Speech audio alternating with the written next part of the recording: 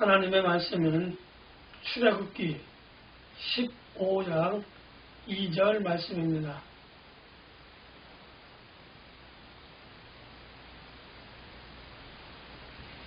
여호와는 나의 힘이요 노래시며 나의 구원이시로다. 그는 나의 하나님이시니 내가 그를 찬송할 것이요 내 아버지의 하나님이시니 내가 그를 높이리이다.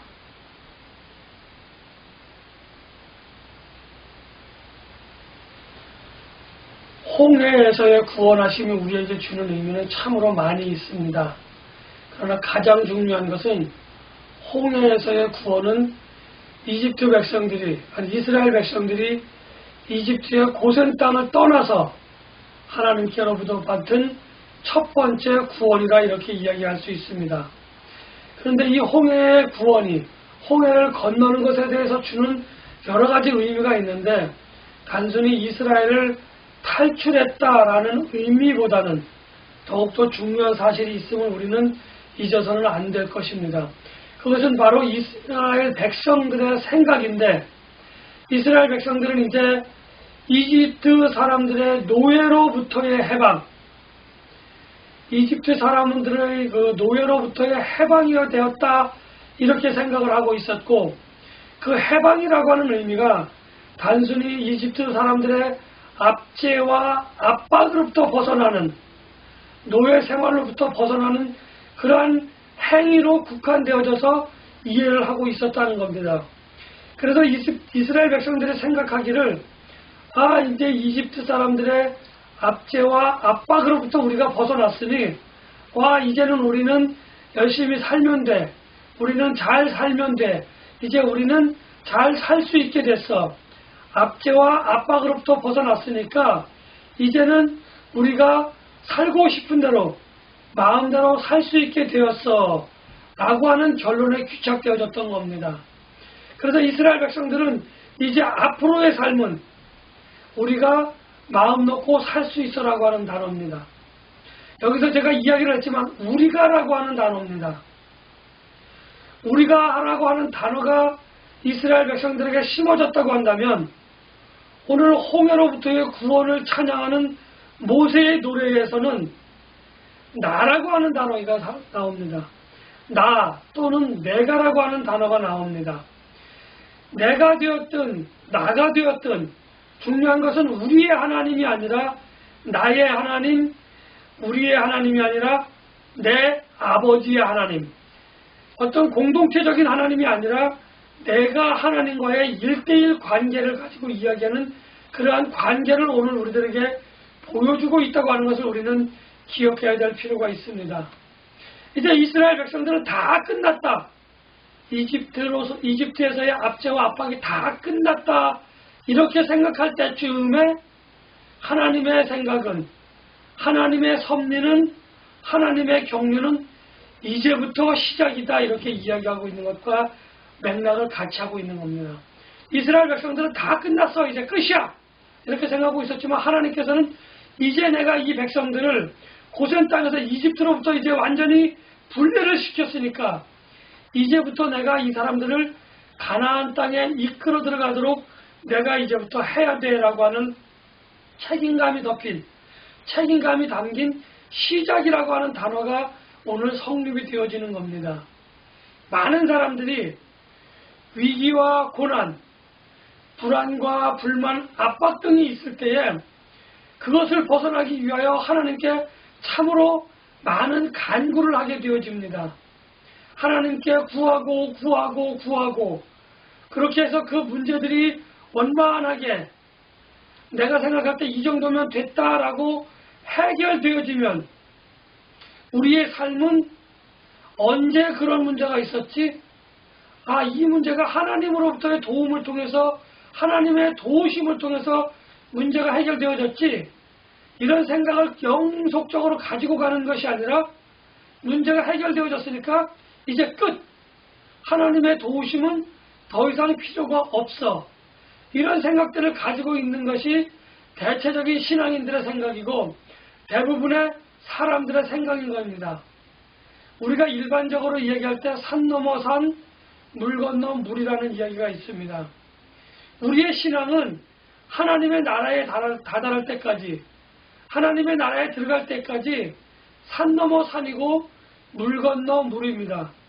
어떤 사람은 산 넘어 산 또는 물 건너 물이 긴 텀을 두고 있을 수도 있지만, 어떤 사람은 굉장히 짧은 텀을 둘 수도 있습니다. 어떤 사람은 물이 깊을 수도 있지만, 어떤 사람은 얕은 물일 수도 있습니다. 어떤 사람은 산이 높을 수도 있지만, 어떤 사람의 산은 얕은 산일 수도 있습니다. 그것을 이겨내고 그것을 극복한 것은 우리의 힘과 우리의 능력이라고 이야기할 수 있겠지만, 오늘 이스라엘 백성들이 잘못 생각하는 것처럼 마치 내 인생이 나의 것인 것 마냥 그렇게 생각을 하고 그렇게 살아간다고 한다면, 우리 신앙 공동체가 특정 장로, 특정 집사, 권사, 특정 목사의 것이다 이렇게 생각을 하고 한다고 한다면, 우리의 신앙 공동체는, 여러분들이 속한 가정 공동체는, 여러분들이 속한 사회 공동체는 무너지고 넘어질 수밖에 없는 겁니다. 하나님 만들어 놓으신 선한 목적대로 나아갈 수 없다고 하는 것을 오늘 우리들에게 보여줍니다. 제가 지난주에 잠깐 언급을 했지만, 하나님께서 이스라엘 백성들을 구원하시기 위하여 바로에게 보냈던, 바로에게 나타냈었던 10가지 재앙은 이제 이스라엘 백성들이 이러한 생각을 하였기 때문에, 마치 우리의 삶이 우리의 것이다 라고 생각했기 때문에 광야에서 10번의 시험을 거친다는 겁니다. 10번의 고난을 갖게 되어지는 놀라운 10번이라고 하는 숫자의 반전이 있다고 하는 것을 오늘 이야기를 하십니다. 하나님께서는 이제 시작이 되었습니다. 그러면서 오늘 뭐라고 이야기하시냐면은, 내 계명을, 내 규례를 너희 앞에 두겠다 이렇게 말씀을 하고 계십니다. 하나님께서 계명을 백성들에게 주시는 것, 하나님께서 규례를 백성들에게 주시는 것은 그 계명을 통하여, 그 규례를 통하여 백성들을 압제하고 억압하고 또는 그렇게 하려고 하시는 그런 의도가 아니라, 이것을 통하여 오늘 본문과 연관되어 있어서 말씀을 드린다고 한다면, 과연 이스라엘 백성들이 하나님께서 약속하신 그 땅을 유업으로 받을 수 있는 자격이 되는지 안 되는지, 그것을 판단하는 기준으로 삼겠다고 하시는 그 기준을 이스라엘 백성들 앞에서 제시하셨던 것입니다. 오늘 하나님께서는 당시 이스라엘 백성들에게 제시하셨던 그런 계명과 규례를 우리에게 제시하지는 않으시지만, 새로운 계명을 우리들에게 제시해 주셨는데, 새로운 규례를 제시해 주셨는데, 그것은 바로 은혜의 계명이고 은혜의 계시라고 하는 겁니다. 은혜의 규례라고 하는 겁니다. 그래서 우리에게 주어주신 그 믿음을 우리가 아멘하며 받아들이는 그 순간, 하나님께서 우리에게 주신 새로운 계명과 새로운 규례는 완성되어지고, 그것으로 말미암아 우리는 하나님의 나라에 들어갈 수 있는 겁니다. 그렇다고 한다면 그 계명이 완성되어졌는지, 그 규례가 완성되어졌는지 우리는 어떻게 알 수 있겠습니까? 그것은 바로 우리가 하나님의 말씀을 묵상하며 우리의 삶 가운데 하나님의 말씀대로 살려고 하는 그 노력을 우리가 끊임없이 할 때에, 하나님께서 우리를 불쌍히 여겨주셔서 은혜로 우리를, 저와 여러분들을 받아들여 주신다고 하는 데서 그것을 완성되어졌다 이렇게 말씀드릴 수가 있는 겁니다. 이집트에서부터 홍해를 건널 때까지 이스라엘 백성들을 인도하시고 보호하시는 하나님으로 말미암아 모세는 찬송을 하고 있습니다. 그의 누이인 미리암도 찬송을 하고 있다고 하는 것을 우리는 잘 기억해야만 합니다. 우리가 기쁘고 즐거울 때, 마음에 은혜가 넘칠 때에 하나님을 찬송하고 하나님께 영광을 돌려드리며 하나님께 감사하는 것은 얼마든지 누구든지 할 수 있습니다. 그러나 중요한 것은 우리가 하나님께 감사하며 기뻐하며 찬송을 드리지만, 과연 내 삶이 누구의 것인가, 내가 고통 가운데에서 하나님을 찬양할 수 있을 것인가? 내가 고난과 그러한 고통 가운데에서 하나님을 찬송하기에 주저하지 않고 있는가? 그러한 부분들을 우리는 한번 생각해 볼 필요가 있습니다. 이제 이렇게 미디안과 모세가 하나님을 찬양하는데 그 찬양이 끝나자마자 이스라엘 백성들은 구원받은 그 홍해로부터 3일 동안 열심히 걸어가지만 그들이 가졌던 물은 다 떨어지고, 그리고 그들이 가졌던 물이 다 떨어지자 그들은 또 하나님께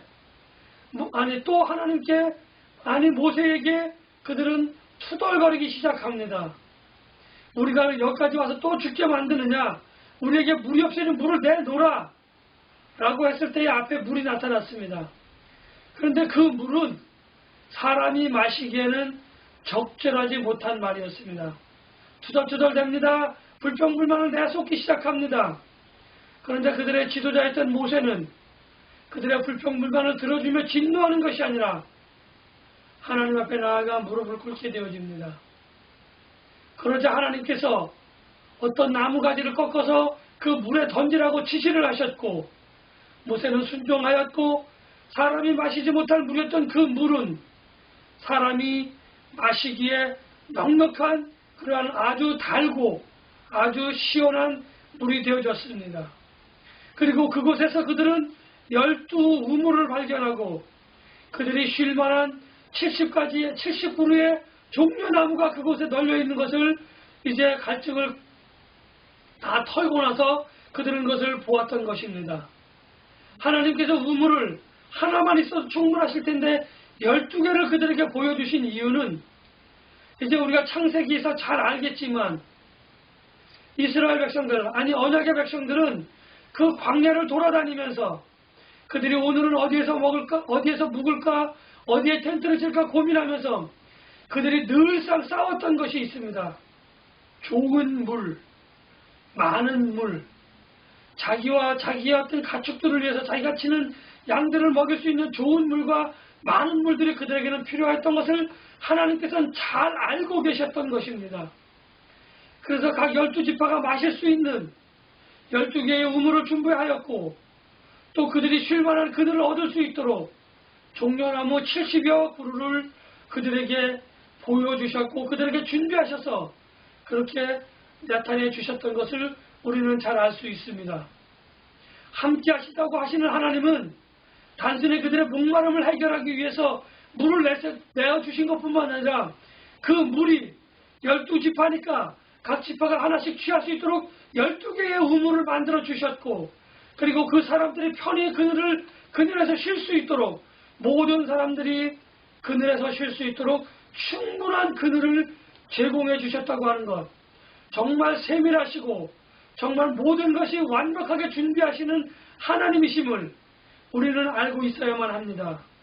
내가 투덜투덜대고 내가 정말 하나님이 원망스러울 때, 그럴 때에도 하나님은 그 원망을 진노로 갚지 아니하시고 하나님께서 우리에게 필요한 것들로 그것들을 우리가 충분히 누릴 수 있도록 그렇게 준비하고 그렇게 예비해 놓으셨다고 하는 것을 우리 모두는 믿어야만 할 것입니다. 다만 우리가 하나님의 말씀에 귀를 기울이지 못하고 하나님이 바라보시고 하나님이 준비한 것을 바라보지 못하는 영적인 귀가 닫히고 영적인 눈이 막혀서 우리는 그것을 바라보지 못할 뿐입니다. 모세처럼 하나님 앞에 무릎을 꿇고 겸손히 하나님의 은혜를 긍휼하게 여기시는 하나님의 그 긍휼하심을 우리는 바라보고 우리는 그것을 간절히 고대해야만 할 것입니다. 이스라엘 백성들이 그렇게 늘 불평불만을 하는 것은 이스라엘 백성들 가운데에 있었던 근성이라고 이야기할 수 있습니다. 이제 그들의 조상이었던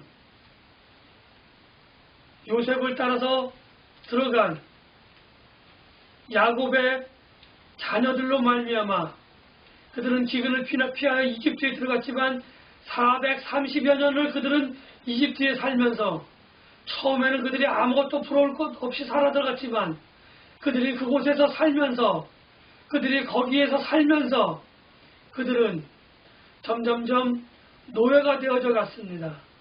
이집트 백성들의 힘에 굴복하여 노예가 되어졌고 430여 년이라고 하는 시간은 그들에게 노예의 근성을 갖기에 충분한 시간이었고 그들은 그렇게 늘 불평불만거리가 우리가 이집트에 있었다고 한다면 배불리 먹을 수 있었고 그리고 이런 배고픔과 이런 목마름이 없었을 것이라고 하는 불평불만으로 표출되어졌다고 하는 것을 우리는 잘 알 수 있습니다. 우리는 그렇게 이해하여야만 그들의 불평불만을 충분히 이해할 수 있다고 하는 겁니다. 그들은 마라에서 충분한 그리고 시간과 물을 얻어 그들은 또다시 그곳에서 거하게 되어진다고 하는 겁니다. 그러면서 하나님께서는 그들에게 내가 너희에게 다시는 재앙이 없도록 하겠다. 다시는 내가 너희들에게 질병이 없게 하겠다. 이렇게 이야기를 해 주셨습니다. 질병이 없도록 하겠다. 재앙이 없도록 하겠다. 그는 이집트 백성들에게 내리셨던 하나님의 그 질병과 그 재앙을 직접적으로 보지는 못하였지만 그들은 이집트 사람들을 통해서 그 소식을 들었고 그것을 간접적으로 체험을 했기 때문에 그들은 하나님의 그러한 말씀을 믿고 따를 수밖에 없었습니다. 그러나 중요한 것은 하나님이 질병을 없게 하시겠다. 하나님께서 재앙을 없이 해주시겠다라고 하는 그 말씀을 그들은 오해를 하고 있었던 것입니다. 다시 말하면 그들은 내가 무슨 짓을 하더라도 내가 그들이 하나님이 원하지 않는 하나님이 싫어하시는 일을 한다고 할지라도 하나님께서는 다 용서해 주실 것이야. 다 익스큐즈 해 주실 거야. 라고 하는 그런 잘못된 생각을 가졌던 것입니다. 하나님은 A라고 말씀하셨는데 그들은 그것을 B라고 받아들이는 하나님의 말씀에 대한 오해가 그들 생각 속에 들어갔었고 그것으로 말미암아 그들은 하나님께 때로는 대항하며 때로는 하나님께서 자기들이 무슨 일을 하더라도 어떤 짓을 벌이더라도 하나님께서 우리를 가만히 내버려 두실 것이요 라고 하는 그런 잘못된 생각을 가졌다고 하는 것을 우리는 기억해야만 합니다. 행여나 여러분들 가운데에 내가 잘못을 했을지라도 내가 어떤 하나님의 말씀에 순종도 하지 못하는 그런 일을 하였을지라도 하나님께서 나에게 진노하지 않으시니까 하나님 별거 아니네. 하나님이 용서해 주셨구나. 내가 죄를 고백할 이유가 없네. 내가 회개할 이유가 없네. 라고 생각하고 계시는 분이 있으시다고 한다면 하나님의 진노가 임하기 이전에 속히 회개하시기를 축원드립니다. 많은 사람들이 자기가 잘못한 것이 쌓여서 어느 날 하나님으로부터 진노를 받는다고 한다면 내가 이전에 잘못했던 것 때문에 이제 하나님께서 나를 혼내주시는구나 이렇게 생각하시기 쉽습니다. 그러나 그것은 하나님의 혼내시는 것이 아니라 하나님께서 나의 신앙을 한 단계 업그레이드 하시기 위하여 내게 채찍질을 가하신다 이렇게 판단해야 됩니다. 왜 내게만 이런 일이 생기느냐 라고 항명할 이유가 아무것도 없는 것입니다.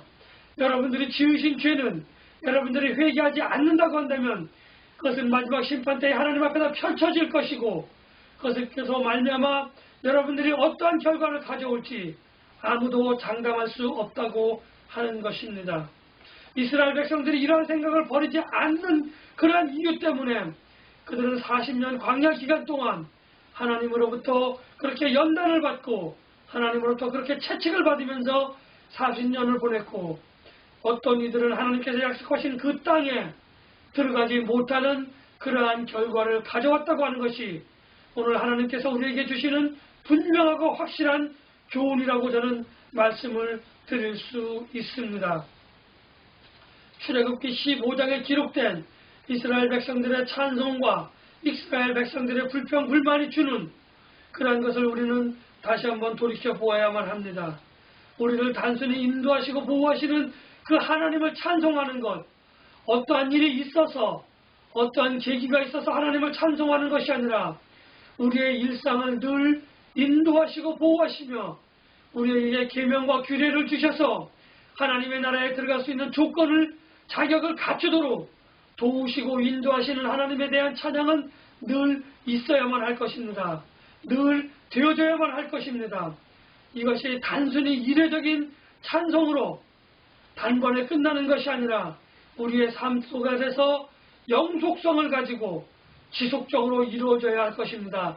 이스라엘 백성들이 찬송이 끝나고 불과 시간이 얼마 되지 않아서 또 투덜대는 것 같은 그러한 신앙생활은 하나님 보시기에 합당하지 않은 그러한 신앙생활이라고 저는 지금 여러분들에게 말씀을 드리는 것입니다.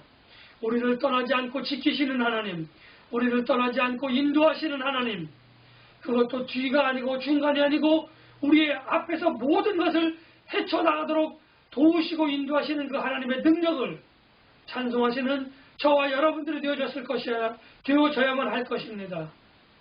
어떤 이들은 마라의 쓴물에 던져진 그 나무를 예수님의 십자가로 비유하시는 이도 있습니다. 영적으로 그렇게 해석하시는 많은 분들도 있다고 이야기합니다. 오늘 우리들의 삶이 씁니까? 오늘 우리들의 삶이 고통스럽고 오늘 우리들의 삶이 뭔가 답답한 것이 있습니까? 마라에 던져진 그 나무로 말미암아 그 쓴물이 단물이 되어졌던 것 같이 하나님의 말씀이 여러분들 삶 가운데 던져지고 그 삶이 마음속 여러분들 삶 가운데 녹아서 여러분들이 그것을 흡수할 때에 갈증을 해소하고 여러분들이 그 목마름이 다시는 없도록 하시는 그 하나님의 영원한 샘물을 마음껏 마시고 하나님의 은혜를 누리시는 우리 모두가 되시기를 예수님의 이름으로 간절히 축복하며 기도합니다.